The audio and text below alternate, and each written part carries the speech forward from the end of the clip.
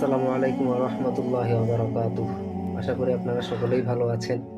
রাসূলুল্লাহ সাল্লাল্লাহু আলাইহি ওয়াসাল্লাম আমাদেরকে একটি হাদিসের মধ্য দিয়ে ৩টি বিষয়ে বদদোয়া করে গেছেন। আজ সেই হাদিসটি আপনাদের সঙ্গে শেয়ার করতে চাই। সেখানে আবু হুরায়রা রাদিয়াল্লাহু আনহু বর্ণনা করেন যে রাসূলুল্লাহ সাল্লাল্লাহু আলাইহি ওয়াসাল্লাম যখন খুতবার আগে মিম্বারে আরোহণকালে প্রথম সিঁড়িতে তিনি পা রাখতেই জিবরাইল আলাইহিস সালাম বললেন, ধ্বংস হোক সেই ব্যক্তি যে রমজান মাস পেল কিন্তু নিজের গুনাহ মাফ করাতে পারল না। নবীজি সাল্লাল্লাহু আলাইহি ওয়াসাল্লাম উত্তরে বললেন, আমিন। এরপর জিবরাইল আলাইহিস সালাম আবার বললেন, ধ্বংস হোক সেই ব্যক্তি যার সামনে আপনার অর্থাৎ রাসূলুল্লাহ সাল্লাল্লাহু আলাইহি ওয়াসাল্লামের নাম উচ্চারিত হলো, তবুও সে আপনার উপর দরুদ পড়েনি।